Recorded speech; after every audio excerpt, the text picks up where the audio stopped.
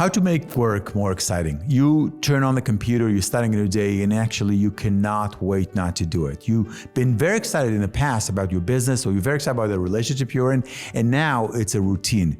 It's something that you have to drag yourself through. Well, today's guest, Josselyne, is an extraordinary coach who actually works with people, very successful people. She's been doing it for 40 years. And she works with people how they create a vision and actions inside a vision that they wake up every morning and they're excited about it.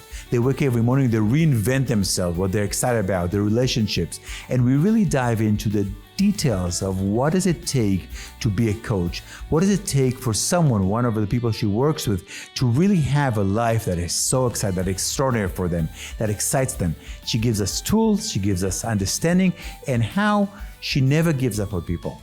Even when you give up on yourself, she doesn't give up on you. What a fascinating conversation. Have fun with it. Hello. Hello. I'm so happy you're here. Me too. It's so good to see you in person. That's true, right? Yeah. Like last time we spoke was over Zoom. That's right. Exactly. That's where I speak to everybody. So, well, it might be weird, right? Where it's so close. And well, you know, when I meet people for the first time, I'm always like, "You're so much taller or so much shorter than I thought." You know. Exactly. Okay, let's jump right in.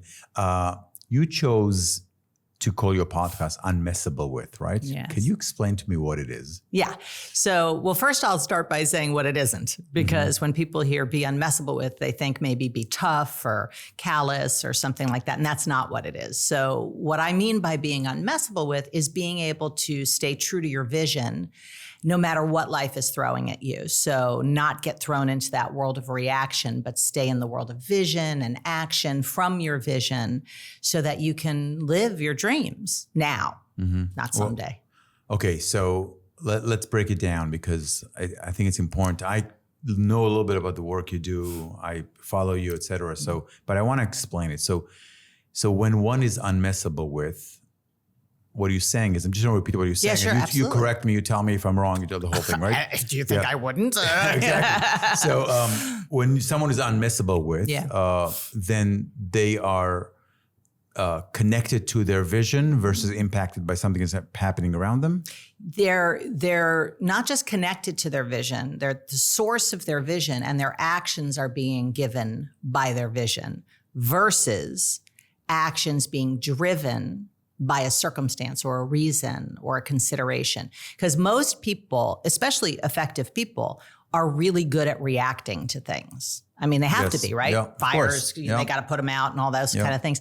So most of our day, even the most effective people, is spent in this world that I call the world of reaction. And that's a very different space than the world of vision and creation. It's kind of like the difference between being up and out versus down and in. And, you know, you can push through something from that world of reaction. It's just not fulfilling.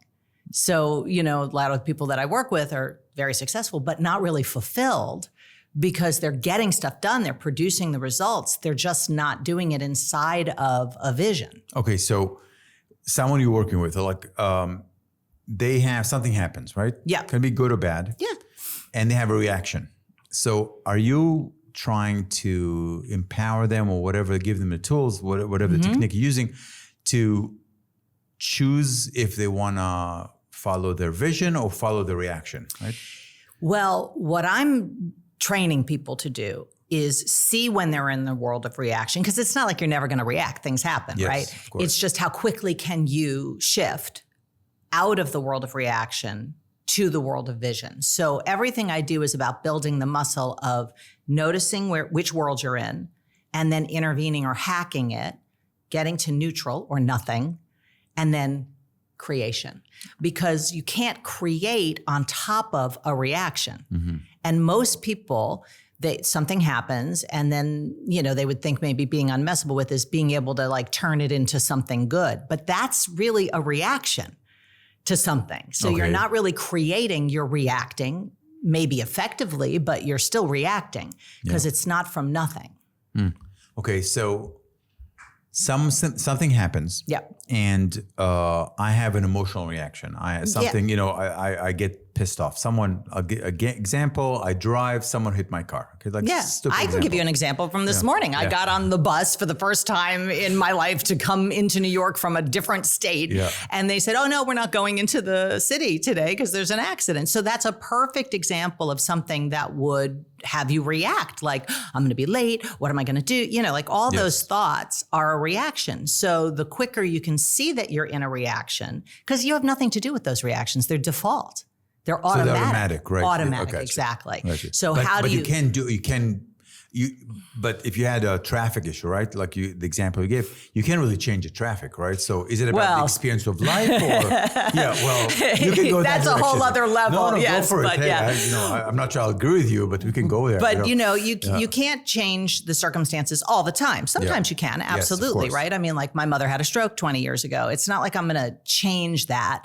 It's how do I be about it? How do I experience the circumstances? Because through the lens of the world of reaction, you're going to have whatever reaction you're going to have, whether it's good, bad, right, wrong, should, shouldn't, this, this shouldn't have happened, or this should have happened, or whatever that stuff is. That's all a reaction, and it's all a lens that has you see life, yourself, and other people through that lens, like through the color of that lens. So if the color is an automatic color, you're kind of a leaf in the wind of your life. Even if you're a good-looking leaf, it's still not you creating it. So my work is about having people design their life from their vision, which is a created vision. So that becomes the lens. So from my vision, which is freedom and fulfillment and magic, which I kid you not, this is the kind of stuff that happens to me all the time. I get on the bus, they're telling me I'm going to have to then take the train and this whole thing. And I'm thinking, okay, well, it is what it is. And I'm going to look at it through freedom, fulfillment, and magic. And within minutes, the tunnel opened up. Okay, so I'm just saying, we can go that route, but not yet. No, that's an advanced unmessable No, we with. can have a very advanced conversation. We have no problem having advanced conversation, but I'm going to go back to the example, to the simple example you gave, right? So you're sitting on a bus. Someone says, look, the tunnel is closed, right? And you can't change the circumstances, or at least in my world, you can't really change your experience. Most of the time you can't change the circumstances. Sometimes you can. So you have a reaction. You have an important meeting. You're running late, right?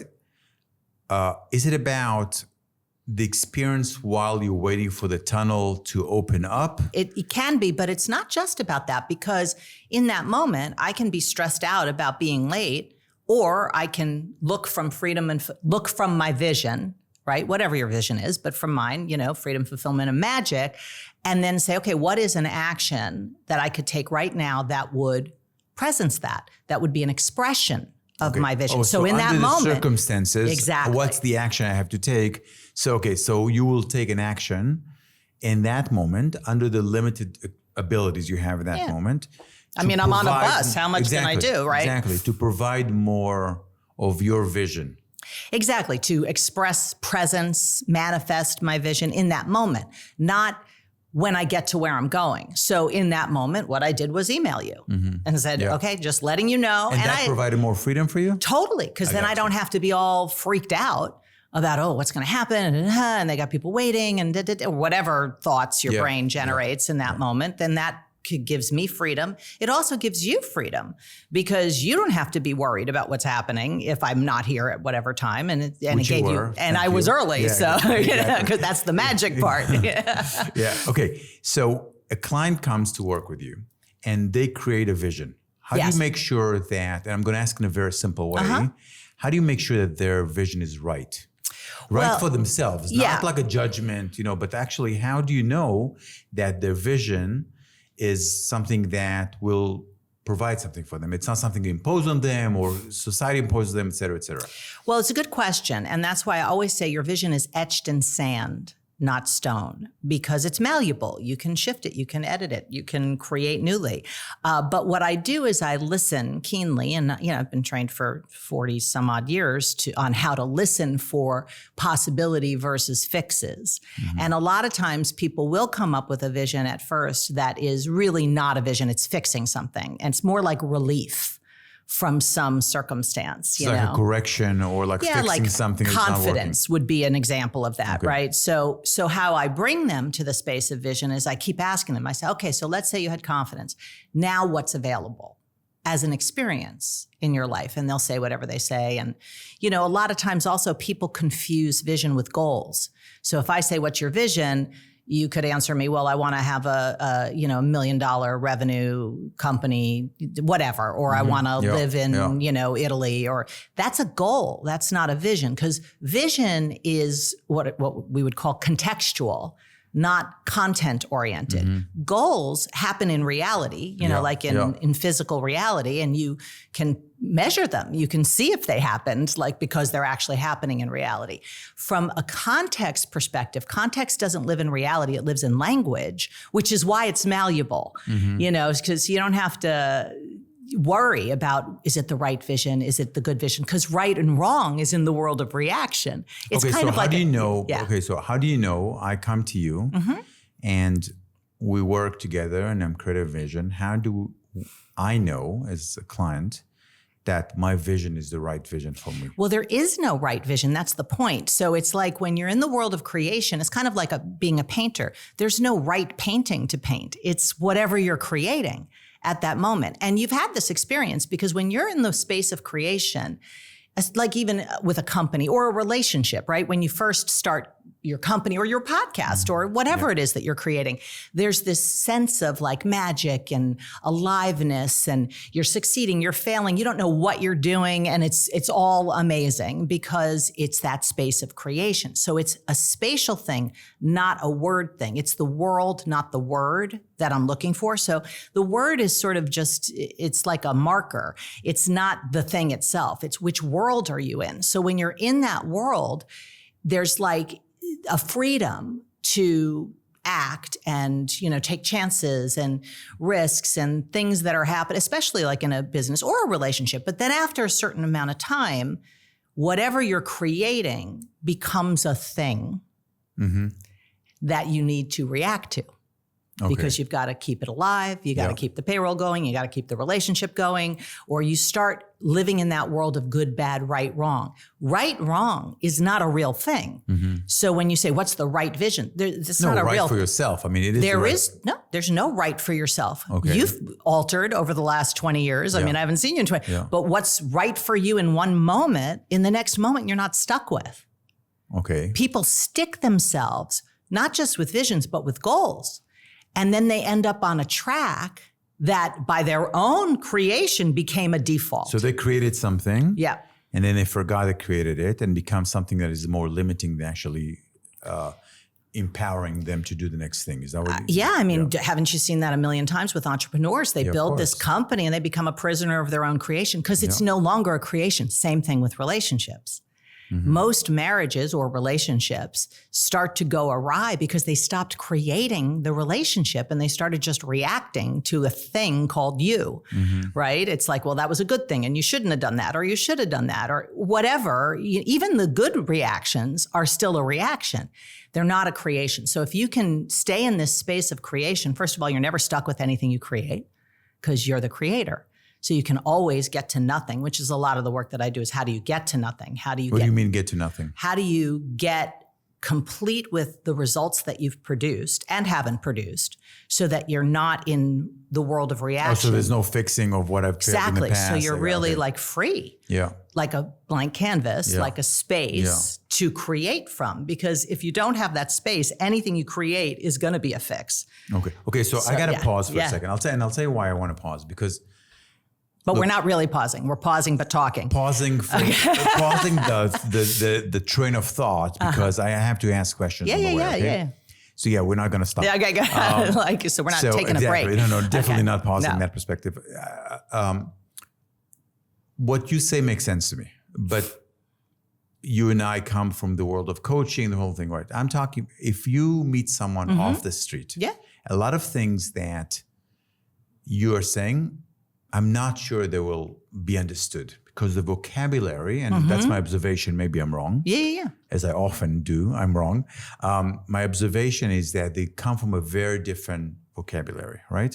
Okay, so let's go back to basic. Sure. I am stuck in my career. Let's just choose a career. Okay. And I have a friend who says to me, oh my God, there's this powerful woman. She's an extraordinary coach. I know her for many years. You must meet with her, right? And I come from the world of, I got to fix this thing. I open a coffee shop. I had to close it down. I lost the money. I got a fight with my family because I raised money from them to build it and the whole thing, right? How do you start? I start with, what would you want to accomplish out of working with me? Okay. So I got to know what people want to see if I'm the right someone person. said, look, I haven't slept in 5 months. Really. I would send them to a doctor. I would not deal with that. That's a well-being thing. Gotcha. I'm not. You're being responsible. I'm trying to say the experience of life. It's not like they really don't sleep, but I'm saying I am up all night. I'm thinking about it. I'm angry. I'm walking around really frustrated. First of all, I'm upset about my failure. And the second thing also, I'm upset with my family. They don't know how hard I worked on it. I know they lost money with me. I'm really upset. I wake up in the middle of the night with nightmares. Yeah. And I have a hard time with my wife now. All the things. Do you still send them to the doctor? Or? Well, I would still ask them what they want to accomplish out of working with me. Peace. Okay. Peace of mind I can deal with. Okay. All right. Let's go there. Okay. And part of my coaching would be to see somebody about the sleep. Because on a foundation of no sleep, no coaching is going to make a difference. Yes. It doesn't really matter how great a coach you are. It's like a car. If a car has no gas, it doesn't matter what a great driver you are. You're not going anywhere. Yeah. So part of the coaching would be to deal with their physical well-being. Yeah. So there's a lot of different aspects of well-being, right? There's physical, there's mental, there's social well-being. There's all different kinds, emotional well-being. So I can deal with some of those, but some of them I bring in experts to deal with because it's not my area. Yeah. And my job is to make sure the person produces the results they want. Mm. So peace of mind it's a mindset thing. I do work in mindset, and absolutely it's part of what I do. But I more work with, okay, now how are we going to know you have peace of mind? What's going to actually happen in reality? What's going to be the measurable result that you're going to have out of working with me for a year? Because if we don't have a measurable result, it's left to your feelings to know how it's going. And I don't work that way. It's just your feelings are not a good indicator of reality. I can tell you that for a while, I used to do one-on-one coaching, and I stopped doing it because I found that after a while you become a therapist. And I had very little tolerance to being a therapist. Again, my sister's a successful therapist. Just send them to her. Yeah, she's exactly. She's a clinical psychologist. You can have it all day long. Yeah. I have no tolerance for that. Or I lose patience because I think it's stuck. And then you kind of you fall in love with talking about your problems and your issues and your feelings, and there's no impact, right, in reality. So it seems like it's kind of the same way of thinking. I mean, mindset's important. It is, absolutely, because that goes to which world you're in. But then actions produce results. So if you're not taking action and producing results, then who cares about mindset? You could be like peace on earth and then you're at war with your husband. That's not consistent. So a lot of, what I do initially with somebody is, first of all, suss out if I'm the person. Yeah. Because I'm not the right person for everybody. Some people do want that kind of coaching. It's more like a little bit of hand-holding, sort of listener kind of. And I am a listener, but at the same time, if you don't want to produce tangible results, I'm not the right person to work with. Yeah. Okay, cool. Yeah. I want to go back to the beginning. Oh, okay. Boy crazy. Yes, Boy crazy, that was that long, right? And you'll tell us in a second what it is. How the hell did you just tell us about the path from music management, right? And you'll tell us all about that too, like coaching and working with those people. Yeah. Give us a little insight. Boy crazy is a good place to start. So people don't know what it is. Yeah, I do. But So first of all, it's crazy with a K. Okay, because there is no right spelling in reality, right? As Mark Twain said. Yeah. So when I was little, when I was like 5, I really wanted to be a singer. In fact, even before I was 5, I would sing for anybody that would listen, including inanimate objects and, my dogs. I grew up in New York. And when I was like 2 or 3, we lived in Hartsdale, New York. And most of my life I lived in the city, but that was like, I remember being in that house, singing to the dog and to the stuffed animals. And I was sitting in the driveway of that house with my dad in our Chevy Impala 1968 convertible, right? And my father was an artist, but I noticed he had stopped painting, and he was also in advertising. But I remember him painting, and then he stopped painting. So I was sitting in the car, and he was sitting smoking a cigar. This is how long ago it was. 60s, yes, of course, it was allowed, right? With a cigar, yeah. And I asked him, I said, how come you stopped painting? And he said to me, very like nonchalant, it wasn't like I'm going to crush your dreams kind of moment. He said, well, you can't do your art as your career. So in that moment, it wasn't that he said it, because he said a lot of things to me in my life that I didn't listen to, but I said it.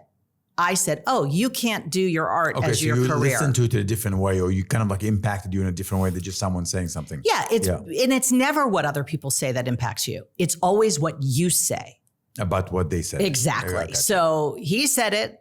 I don't care if he could have said I was an avocado, but I said, you can't do your art as your career. And that became the truth. Not a thought, not a belief, not a possible interpretation. It was like the truth. And that happens for all of us in all different areas where things become the truth. We call them limiting beliefs because for us, they're not beliefs. They're the truth, right?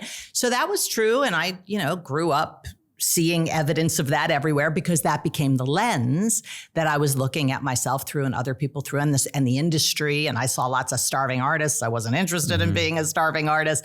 So then I was sitting in my very early 20s in a transformative workshop that you and I both did. Yeah. And, not together at that time. I think it was, yes, exactly. You're a bit younger. Exactly. I do have that on you. So I was sitting in the workshop, and all of a sudden somebody was talking. I don't even know what they were saying, but it occurred to me, what if that decision that I made at 5, the infinite wisdom of 5, isn't the truth? What if it's not true that you can't do your art as your career? And all of a sudden, it became like not so solid, not so right, and it started to dissipate. And I started to see lots of people making a living at their art, I never saw that before. It's like, it's not like there weren't those people out there. I just didn't see it because inside of my lens, I saw what gathered rightness or evidence for or agreement for what I believed. So is Boy Crazy a proof that you can go beyond the conversation you had with yourself? Absolutely, because in that moment, when that started to become not real, my dream of being a singer got reawakened, right? And I then was in a seminar that kind of reinforces what you get in this transformative workshop. And the seminar leader's like, well, what did you get out of the workshop? And I shared what I shared with you. And she said, well, so now what are you declaring? And I was like, well, I'm not declaring anything. Leave me alone. Shut up, But then somehow she got me to say, I'm a singer. And for me, that was like the biggest lie in the whole world, because I didn't have the evidence. And it felt like you might be old enough to remember the show Happy Days. Yeah, of course. Okay, so Fonzie, your listeners or watchers might not remember this. But it may be on TikTok now. Yes, like but segments of it. Exactly. Fonzie was this character who couldn't say he was wrong. It was like he would go, like he couldn't say he was wrong. So for me saying I was a singer, it was like that for me. It was like like I couldn't say it because to me, it was still collapsed with I'm a loser, like I'm a starving artist. It wasn't just I'm a singer. It had a lot of baggage to it. So I got more and more deft. I developed the muscle of saying I was a singer without having to justify it by saying, and I produce TV commercials and, somehow justify my existence.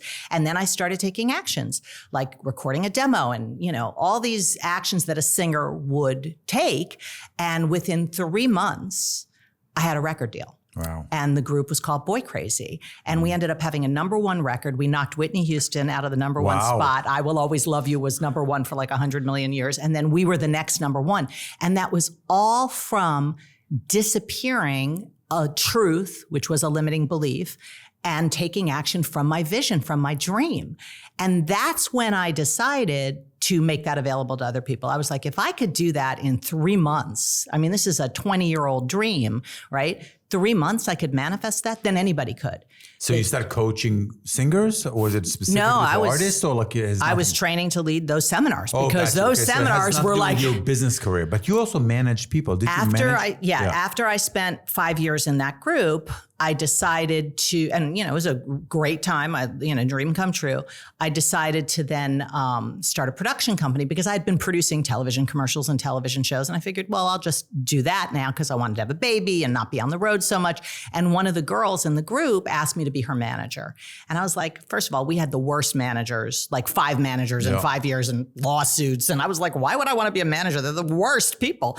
And she's like, but I don't trust anybody else but you to do it. And I didn't really trust anybody else to manage her either because she was like my kid sister. So I said, okay, I'll do it until we find some. I'll help you find somebody.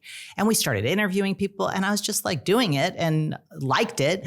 And so I said, and I had all these friends that needed managers. So I was like, all right, I'm just going to start this company and have other people's dreams come true in the entertainment world. And I've been doing that for like 100 years, it seems like, but 25 years more. I've been a manager. So I still have that company and that's so cool. It is. It's cool. Yeah. But I also have my coaching, which parallel, I was, training to lead seminars at 19. So I was already in the game of making a difference in that way. And then I created the company to hone in on the entertainment world. But I coach people, obviously, not just in the entertainment world. Why coaching? Like, I'm asking it really like, what makes you, I know it's a passion for you, right? I love it. I can totally relate. But why? Why is it important? Well, why I don't know why are you asking? I'm asking a very, I think, simple, but probably deep conversation, or like more sophisticated question here. Like, what makes you tick? Like some person, for them, it's all about some kind of success in something else. It can be other things. Okay, again, no judgment. I'm just saying, why? What's your thing that made you go like, I need to coach. I need to make the impact, the difference of people's life? Well, if you think about my vision of freedom, fulfillment, and magic, that's my access to providing that for people. Okay, so how did you come up with that vision? Is it something you were born with? I created it. So here's where I'm stuck, right? You were a baby, and then you grew up, and you had your background, everything that vision is something that's live for you now.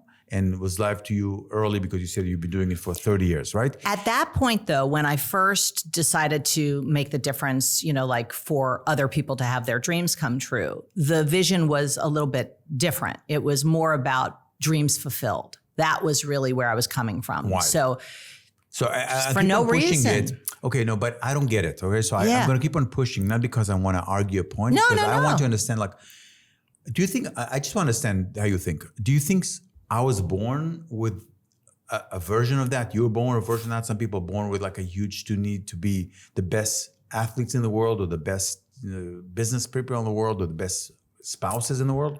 I don't. I think that's kind of baloney. I can't curse. So, okay, right? No, you can curse. I think it's bullshit. It's how people explain things. So and then they don't have to be responsible for what they create. Okay, but I'm talking about the other side. I'm talking about the positive, or not positive. Even the positive, though. Okay, so you came up with it, right? Yeah, I made it up. How did you come up with it? Were you born with it? How do you write your book? You make it up. You're writing. It's a pen on a paper or whatever, clicking plastic, and you're creating. That's the space of creation. So there's no reason or justification. Totally. And I create newly. I'm not stuck with that vision. 2 years ago was just freedom. Then I added fulfillment. Or, I had magic years ago. Now it's kind of like alive and real. I'm like, okay, I'm going to create magic now. And it doesn't really matter what you create. It's that you're creating that creates the space for magic. When you stop creating, stuff just gets going through life. You're just going to go on a track. It's the same thing, like with the year. Right now, I don't know when this is going to air, but we're like halfway through the year, right? Mm-hmm. People start on a track for the year, and then they don't really ever look at, is this what I'm creating right now? Or is this what I created 6 months ago? And I'm just on this track because now it's become this default, like I have to, or I should, or something like that. So it's important, and I do this with my clients all the time, like every month, is to look newly. Okay, what are we creating right now? Okay, but let me push back. Yeah, sure. Not me, but some of the people I work with. Yeah. They'll create something. again, different methodology, but let's just say for the sake of some goals or and then it's going to become too difficult for them, and they're like, "Oh, I'm just going to create a new." Oh yeah, but you got to be able to hear right? that as a coach. Yes, exactly. But vision's different than goals. That's the difference.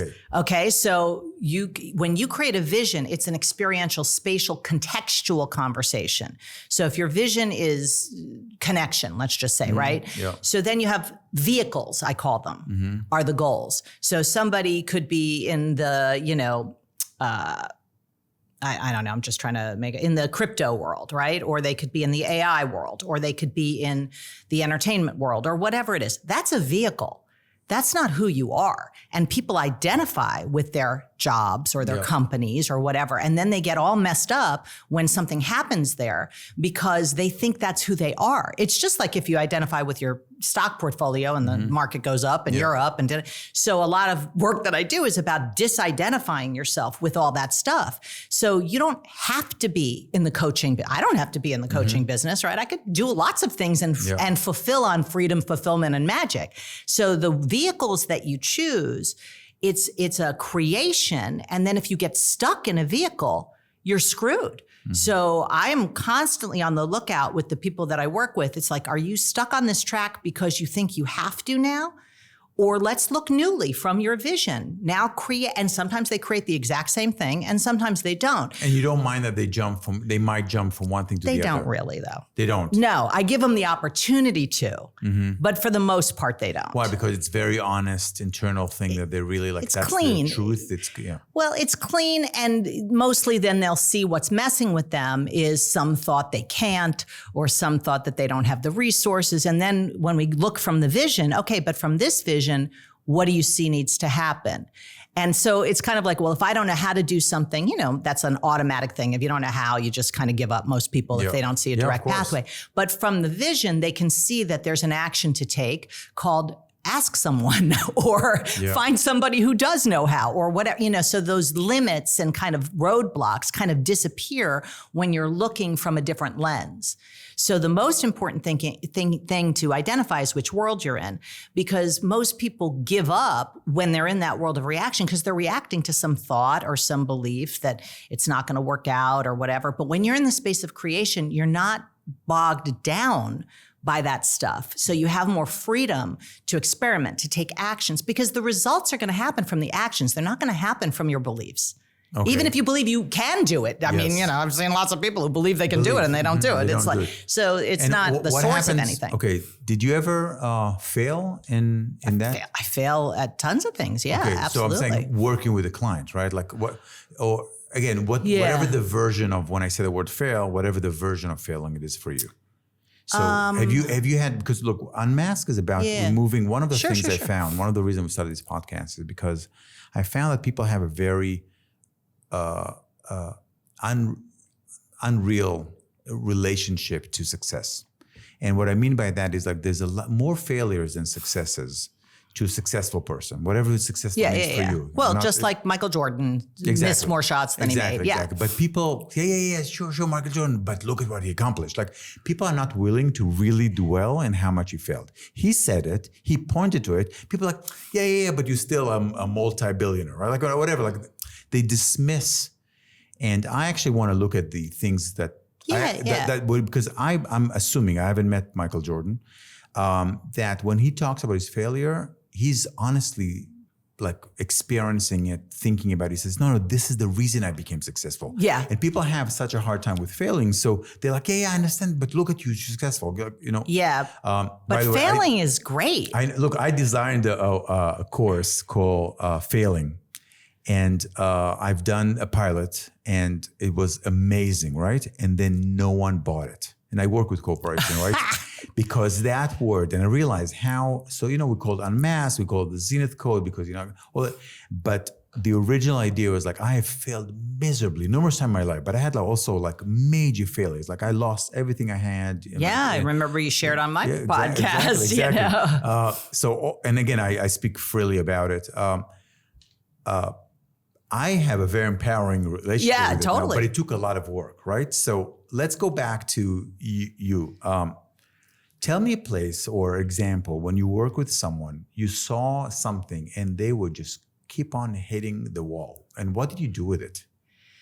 Well, let me think. Maybe you're that brilliant. You just succeed bringing them to the whole promised land no matter what. But I fired them. I lose about 20. Just, my program is kind of like CrossFit.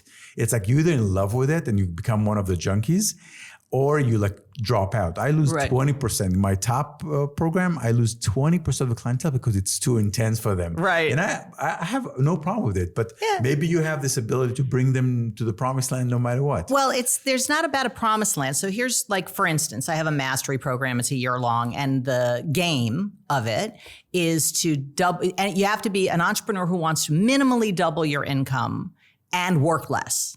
Okay, so that's kind of like the game of it. And that's a big promise. Well, it's not a promise. It's the game. Okay, got you. But you promise them to accomplish it. No, I absolutely do not. Really, you don't? Absolutely not. Okay. No, because if you don't do the work, you're not going to accomplish jack. So I don't promise. But you promise that if I do the work, you will get. I don't even promise that. I tell them I will coach you to accomplish this. Mm-hmm. It's not even a promise. But let me tell you, the results are. People do. Yeah. They 10X, they whatever. But then there are certain people that don't 2X. And what do you do with them? And I work with them to see what is the next thing for them. What is the next game for them? Because what gets uncovered when you have a big game, any big game, is everything that's in the way. So what the win is they get to see what's in the way and start cleaning it up. Because a foundation of integrity is necessary. And if you don't realize you're not on a foundation of integrity in your business, with your systems, with your finances, all that stuff, you can't create anything until you're related to reality. So sometimes the win is seeing the reality and then being able to impact the reality. So I had somebody who they didn't double their income in that year, but they went from being in the red to being in the black for the first time in 3 years. That's a huge win. Absolutely. That's a huge win. So it's not like, yes, they failed at doubling their revenue, okay, in that game, but what got revealed is 10 times more valuable. Yes. So it's like... So you're willing to walk with them on the path without attachment to the final... Absolutely. Because there's everybody you have to meet where... Well, then I have to find out what's in the way for them to do the work. Because that's my job. The whole game that I set up, either you're going to produce the results or you're going to see what's in the way and be able to dismantle it and disappear it. So that's my job. Is to suss out what, I said suss twice in this conversation. I don't know, almost I'm British or something, but to actually reveal what messes with you. So that's my whole methodology is about being unmessable with. So you have to see what messes with you. And sometimes that's a blind spot. So being able to see what messes with you, imposter syndrome, whatever people call it, like certain things that you think are true, your relationship to money. I mean, I have entrepreneurs, like I have somebody who when they first started working with me, they were doing about $300,000 in business. In the first year, they got to $1 million. In the second year, they got to $3.5 million. And now they're on track to like $5 million in the third year, right? But they refuse to be related to the reality of their results every month. So if I say, okay, where are the numbers at now? It's like pulling teeth to try and find out what is happening. And they're still producing the results because they're coachable. But now when they finally got related to the numbers and had a system for being able to see the numbers so that they're clear about the numbers each month, that's when things started exponentially. Okay, so did you not fail with any of your clients? Well, I just said the other person didn't double and... Yeah, but that's not failing. Like you just define differently what I ask. I ask, and it's just a different way of thinking. And I love the way you think. It's different than the way I measure things in my my work. You say, look, it's not a failure because I have no idea what the final result is. It's going to be creation, right? And there'll be maybe other things. Again, well, each person has a different result. I get it, right? Yeah, but if somebody, like for instance, I ask people what they want to accomplish in the beginning of that program, right? In Mastery. So by the end of the year, what do you want to have happen? And a lot of the metrics are like, I want to be working 10 hours less a week, or I want to double my revenue. And if you're working, half the amount of time, that's an increase in revenue. Course, I mean, so absolutely. It's like, there's a lot of different ways to measure, doubling your business and reducing your, time working. You never gave up on someone? I haven't. That's extraordinary because it's amazing that how it's funny. How do you do that? But how not only have I not given up on somebody, I had somebody who just recently, when crypto kind of went whatever, and he's in the crypto world, he like lost so much of his wealth, and he's like, I'm going to have to end our contract at the end of our contract, which was like, whatever period of time. And I was like, you know what? This is not the time for you not to have a coach. I'll keep working with you for free because not only am I not going to give up on it, it's like, this is not the time to give up coaching when you're in the soup. That's the time you want to coach. Yeah, but I'm talking about a different kind of give up. Yeah. I understand that because there's a contractual relationship. I pay you, you give me a service. I can afford it. You being generous and say, look, I'm going to keep on giving you the service. I get that, right? That's your generosity. That's your stand for those people. Yeah, right? exactly. I'm talking about a different thing. I'm talking about someone who keep on refusing to give up because you're talking in the first whatever time we spoke a lot about like beliefs, right? We have beliefs. Like you shared the story about a 5-year-old kid. Your dad said something with our parents says a million things. I know. And that no more there was a belief to you. Like I cannot be. It's true. Exactly. True. Exactly. Perfect. So you dismantle a belief with someone. Yes. Okay. And then they keep on, no matter what the work you do, they take one step forward, 2 steps back. Yeah. 1 step forward, 2 steps back. They keep on holding on to a belief or truth that they're not willing, not able. You said the word blind spot, whatever it is, brings them back to like, do you keep on working with them no matter what? I do until the end of the game. I mean, if somebody is with me for a year, I'm not going to give up on them in that year. And if somebody's with me for 3 months in a group coaching program, I'm with them till the end. And if why are you not giving up on them? Why would I? I'm a player. I like that. I don't give up until the end of the fourth quarter. Okay, good. I'll tell you why give up. Because there's willingness to play. You use the word game, right? And from my experience, and that's why we kind of were playing ping pong here. I love that, right? And it's not like I have the answer. Like I'm trying to understand how you see it.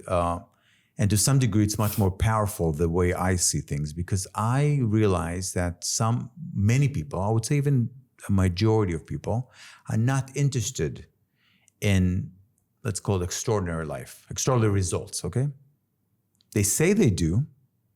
Society say they do. Social media pushes them to say, I want this, I want that. They're not willing to do the work it will take. I agree with you. Okay, fine. So I had a moment in my life when I decided I'm no longer going to keep on working and banging my head because I care so much about those people, right? And bang their heads because they're suffering also.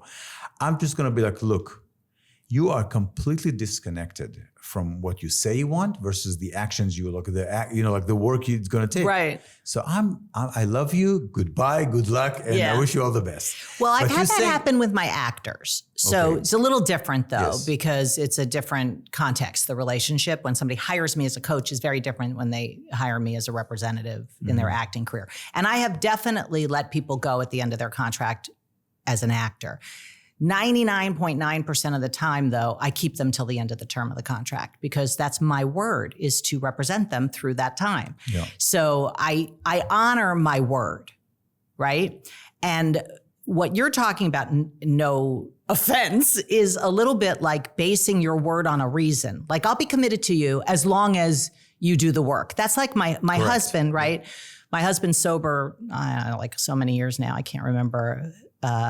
Maybe 34, 35 years, a bit longer than I've known him. Yeah. And I remember in the very beginning of our relationship, I was saying to one of my coaches, I said, well, I met this great guy. He's wonderful. And as long as he stays sober, I'm going to stay with him.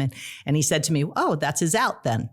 Yes. And I realized, I was like, oh, okay, so I'm not really committed to him. I'm committed to him as long as right? So for me, commitment is you commit and you work it out.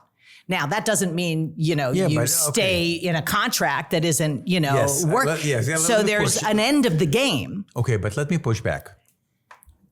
I get married. That's a contract. That's a contractual relationship. And I'm divorced, by the way, from my first husband. So I am clear about it. You can revoke your word. Yeah, absolutely. Okay, so you said you revoke your word, right? So, yes, that's possible. Okay, so that's where I want to get sure, to. I want to get to, like, look, there's an agreement. I'm not manipulating you. I'm not lying to you. I'm saying there's a contractual relationship between us. Forget about the legal part of it. Yeah, exactly. Whether it's a marriage or whether it's a coach relationship or program that we lead, that I will provide X and you'll provide Y. Okay? Now you, like I always say, I heard many years ago, the relationship is not 50-50, it's 100% me and 100% you. No, right? that's actually not it. That's It's not 100-0. Oh, 100-0. Yeah, Okay. 100 is actually not math. So it's 100-0. So that's the only way to have a relationship both sides work. have to do 100-0. No. So, It's my relationship with my mother is 100% my responsibility. I require nothing from her. Okay. So let's go back to the marriage thing, okay? I have a contractual relationship that I said I do, you said I do, and then we are doing the best we can, whatever that means, okay? Again, no judgment. Right. And then there's a moment when you wake up and you are not longer happy, just to make it really simple, right? Sure. And not only that, let's just say it's a really great couple and you say, let's get to work on it. And you go to therapy or you do, or like whatever you do, do. Sure, and I coach many couples, so absolutely, Exactly. yeah. But then a few months passes and then you're like, look, it's not working, right? So one can say, if you're Catholic or if you're, religious Jew, you say, but there's a contractual relationship here. Like you said, between you and God, that's how you believe in God, that you're going to stick in this marriage no matter what. So how do you deal with someone breaking, like it's no longer, how can you honor this contract? Well, it's it's like any contract. You can revoke your word. And, I believe that you can love, honor, and cherish somebody till the day you die and not have to be married to do it. So the space of marriage can be honored. Whether you live together or not is somewhat irrelevant.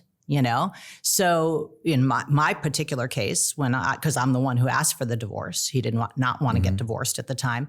I said to him, it was a little bit weird because I had promised to be married for 5 years, which is a weird thing to begin with. I understand. Cool. Yeah. I was like, let's be married. I promised my wife to be married for one day. And we all said we're going to wake up every morning and choose that day. It's been 27 years. Yeah, exactly. Right.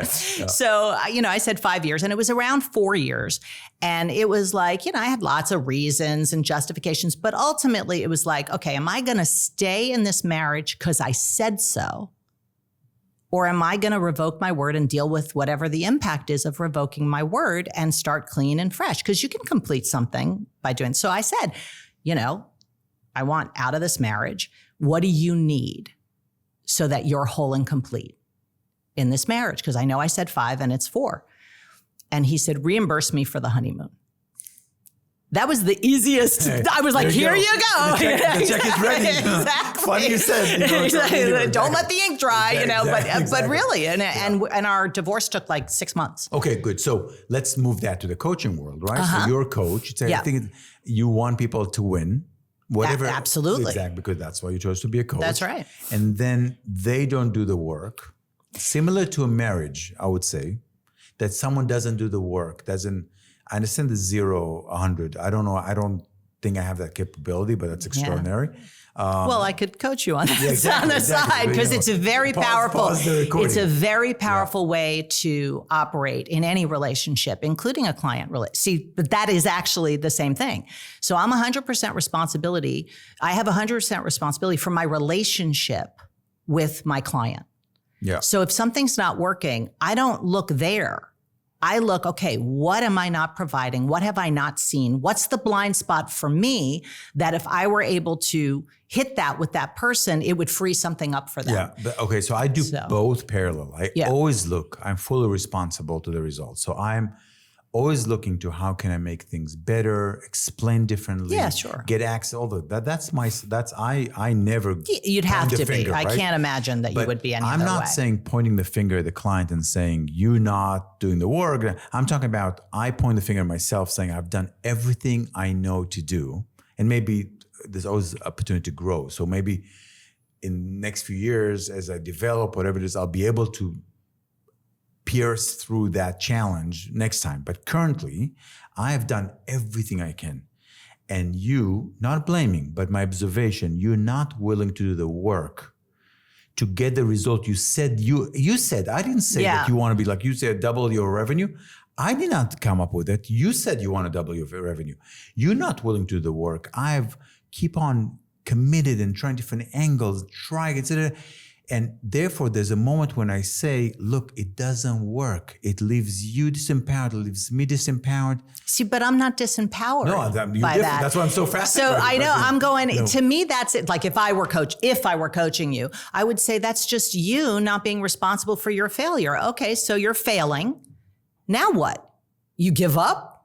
Or you keep looking and you keep getting on the court, okay, you missed 150 shots with this person, but maybe your wrist is off this much. So that's where, if I were dealing with something where I couldn't make the difference I'd go to my coach. I have 3 coaches, because I can't see everything and I certainly can't see what I can't see. Yeah. And I'd go to them and I'd say, here's what I'm dealing with. Is there anything you see that I could, work with or come from or something that's off in where I'm looking from or something, and I'll go to somebody else because I'm not the end all be all, even though I've been doing this for 47 years, it's not like I know that's what mastery is like the more you are a master, the more further there is to master, right? So I think you're just you don't want to fail. So you stop, this is my thought, I don't know if I could be wrong, but I think, you see you're not making the difference. So that for you has to be a failure because you want people to win and, that's why you take them on. So if you're failing, it's like at some point you can either go, you know what, F it. Mm-hmm. No. Or, okay, so that's not what I'm saying. Okay. I'm saying something different. And again, I'm not saying I'm right. I'm just a different look at it. I said, look, I'm a coach at the NBA. Mm-hmm. You're not willing to do the work to play the NBA. Go play D1. Go play in your local basketball club.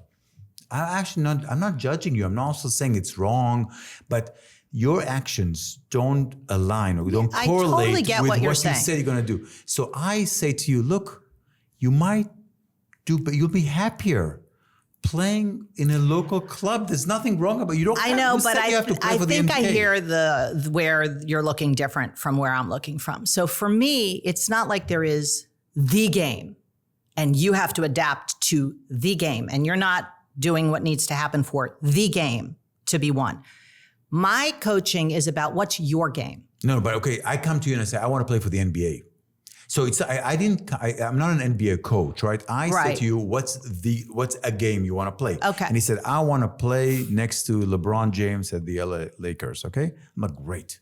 Okay, let's go for it. We do this all work. We have a whole thing, and then I keep on seeing that you're not willing, whatever the reason is. Yeah, but I don't think it's willing. So this is the thing. Yeah. When people take action or don't take action, like they don't do whatever work, right?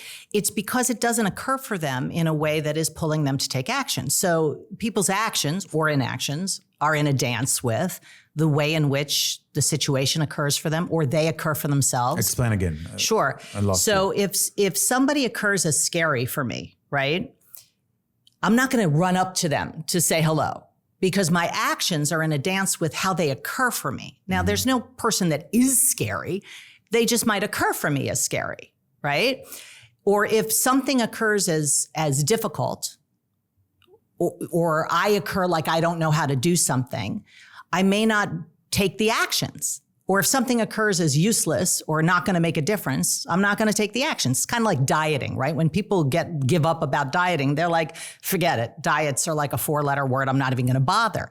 But if something occurs as an access to something, or something occurs as simple, or something occurs, or I occur for myself as capable, then my actions will be different. So in your scenario with the person who's just not willing, they occur for you as unwilling. But they're not the action. I understand, but that's because of how the action occurs for them. So if maybe they don't have what it takes. I don't buy that. You say that in your world, everybody can become an NBA player if they had. No, it's not the NBA player. It's just it's that they can accomplish what they want to accomplish. They might not be able to do it alone. They might have to have people around them and all that stuff. But that gets revealed in the coaching because I'm not going to take somebody on to. That's why I ask, what do you want to produce? in working with me, because if they want to be an astrophysicist, I'm not like, don't work with me. Or if they want to be an NBA player, that's probably not my thing. They should work with a basketball coach, right? But if they say, I already have a basketball coach, but I'm not doing the work that I need to do, I can deal with. Because I was just on a call yesterday with which group? Mastery, the first level of mastery. And what I started to see with people is like, they're really good at keeping their word to other people. Like, these are high level people. They're entrepreneurs, they're successful. Yeah. But when it comes time to keeping their word to themselves, they get little. Why? Exactly. No, why do you think they don't have? Because their word to themselves does not occur for them as it does for my word to you. Like, me being late to this would be very different than me being late to go down and have a swim. Because you know what I mean? It just doesn't occur the same way. Yeah. So I worked with them on how would your word have to occur for you. And this I learned actually in my own leading years ago, like 25 years ago or something. I always made 3 promises right before I would lead a course, right? And I had a coach every time I would lead. And, my coach was Roger Smith at the time, right? And I would make promises, 3. One was, I'll never make anyone or anything wrong, including myself. That's one promise, right? Second promise is, I promise to develop people's ability to be unmessable with.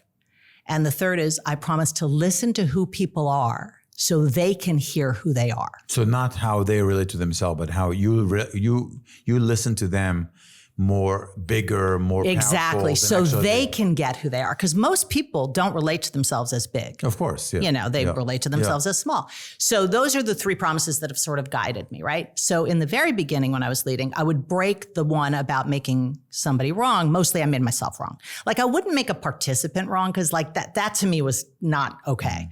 But I could make myself wrong. Like, who's going to know? Yeah. Right. So I would debrief with my coach and I'd say, I broke that promise about making myself wrong. I made myself wrong about going over my timeline, 3 times during the weekend or whatever. So after the second or third time of debriefing and saying that I broke my promise, he said, well, obviously your word doesn't matter to you. And I was like, well, what are you talking about? Like, that was like, calling me an alien. Right. And he goes, well, you keep saying X and doing Y. So your word doesn't matter. And I said, that's not true. And I started justifying myself, right? And that's a good key that you're in the world of reaction. Yeah. So he said, well, what's something you would never do? Like something that's so horrific that you would never do it. And I had to really think, because as a parent, right, there are things I would do. Like, if somebody was coming after my kid, I would kill somebody. Absolutely. There's no question, and I was really like racking my brain. What's something I would never do? Because under almost, there's really strenuous circumstances, I would probably do things that would be horrible. But then I came up with, I would never, under any circumstance, I don't care what was happening, I would never stab a baby in the face. I would never do that. Like, that's like horrific to me. Like, I would be alien invasion of the body. So I said to him, I never stab a baby in the face. He goes, well, when breaking your promise occurs for you, like it's stabbing a baby in the face, you'll stop breaking it. And that handled it for me. So this is the conversation I was having with this group yesterday, because I was like, your word, like, what's something I would never have to worry about you doing? And this particular person, who's very successful, multiple businesses, blah, blah, blah. He said, well, I would never shoplift, or I think maybe I brought up the shoplifting thing, whatever it was. I was like, do I have to worry about you going to the supermarket and shoplifting? He's like, no, that's absurd. I go, okay, but you have to worry about you keeping your word to yourself. And then I said, what if, because I hadn't been able to crack it, right? So I said to him, I want you to consider that every time you don't do what you said to yourself, like go for the run or whatever it is that you're, not doing, it's like cheating on your real self. And when I said cheating, he had a physical reaction, because he's got this amazing marriage. I actually married them many years ago. Cool. I performed the wedding, and he would never cheat on his wife. It was like, I would never do that. I go, okay, well, when your word occurs for you like that, you'll stop breaking it. And you could see the shift in the occurring in the conversation. Now we'll see if it holds. And if it doesn't, my job is to find another way to shift the occurring. So going back to your example of people who are not doing the work, right? And you haven't been able to find the way in. What is missing is an alteration in how whatever the work occurs for them, or how they occur for themselves in doing the work, or how the situation occurs for them. And you can access that. You can alter the way life occurs for somebody in a conversation. That's what coaching is. So from my view, if somebody's not doing the work, I haven't found a way yet to create an occurring with them or have them create an occurring that pulls them forth to do the work. Yep. And until I do, they won't. Very cool. Excellent. All right. I want to wrap up with, when someone listens to this conversation. Yeah, hopefully somebody will listen to it. People will. The question is how long. I actually want to end up with, it's the wrong word, but tips. Like, when someone says, look, I really want to get something, I want to accomplish something, whatever the something is for them that is important to them in any world, in relationships, in money, and business, and diet. And what's the first thing they need to do from just a fantasy, like I really want to be that, to actually start living or putting themselves on the path to accomplish what they want? Because there's things that takes long time, right? Absolutely. You don't lose 30 pounds overnight, right? No. That's unhealthy. What's the first step they have to do? Well, the first step I do with people is create the vision, because inside the context of fixing yourself, anything you want to accomplish is going to end up being disempowering at some point. Okay, what's the 3 questions, let's just say, they need to ask themselves to start to come up with a vision? So to come up with a vision, I'd say, what are your goals? And if you accomplish those, what would be available as an experience? So if I got my goals, how will I experience my life? Exactly. The day to day, how will I? Okay. And or what would be there like a presence? But sometimes people don't get the word presence, so I go more with experience. Mm-hmm. So that creates the context. It's kind of like the context is decisive. So if you're watching this podcast, or if you're not watching it, I'm holding up a finger. Yeah. And in the context body part, this is a finger, but in the context number, it's a 1, mm-hmm. and in the context direction, it's up. So the content doesn't alter, but the context, and the context is the vision. Yeah. So you're creating a context, and then you want to create a goal, a by when, a specific measurable goal, and then backwards plan it. Because most people plan it from here forward, mm-hmm. and then they're limited. Yeah. Because they are limited to the past and what mm-hmm. they have currently. So if you go from the end, if your goal is to do 20 million this year, okay, what will you have had to accomplish by quarter 3? Then quarter 2, then quarter 1. And then you start planning forward actions, and you put those actions in your calendar. People mostly have a bunch of actions on a to-do list, and that is a recipe for overwhelm and burnout, because your to-do list, first of all, never gets done. You're always adding to it. But putting things in your calendar has them be in reality. And then you can start seeing what the source of the breakdowns are, because maybe you're not scheduling enough time. Like when you wrote your book. 3 things is get clear about the vision, get clear about the goals, and then backwards implement it plan into your calendar. Well, backwards plan it. So it's 4 things and then calendar. I'll give you extra. Okay, good. Right. Thank you so much. It's been a really good conversation. I think that we didn't even scratch the surface, right? But my commitment, at least, is that people are curious enough to see what needs to be, what's the actions that they need to take to be unmessable with, right? Exactly. And that's really awesome. So thanks for being here. Great. Thanks for having me. Good to be with you.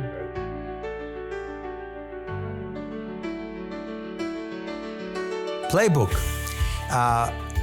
Slow and steady wins the race, or move fast, break things. So move fast, break things. If you don't know what it is, it's actually one of the original statements or style or culture that Facebook created when Mark Zuckerberg built the company. The idea was that, look, we are growing really, really fast.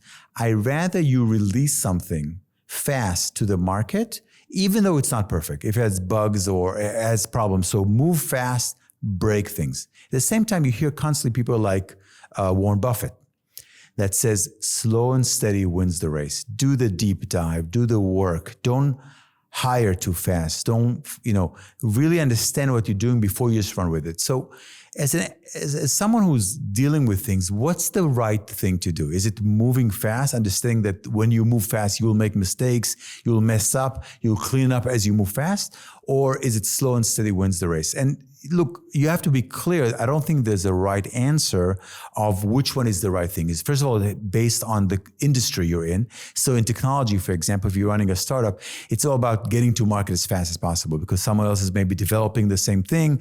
So you understand that there's what's called MVP, minimal viable product. I'm going to release it to the market. It's the minimal thing. It might have problems and I will fix it as I go along. Okay. Understanding that it might cost me a lot of money because people are going to buy my product, going to replace it or move slow. So first of all, there's nothing wrong with either of them. It's a different style. Each one of them have huge benefits and huge challenges. The benefit of moving fast is that you can get to market first. The challenge is that you might spend a lot of money, and many companies go out of business because then they have to go back and fix things that they have messed up. So I'll give you an example. When I was a listed developer, I had a building that we finished, and then people moved in and we had major leaks. The people who installed the windows did a bad job and people just wanted to move in and move them in. It cost me $3 million to fix the problem. It took all the profit, or more than the profit I was making from that building, and erased them because I had to go back and fix it.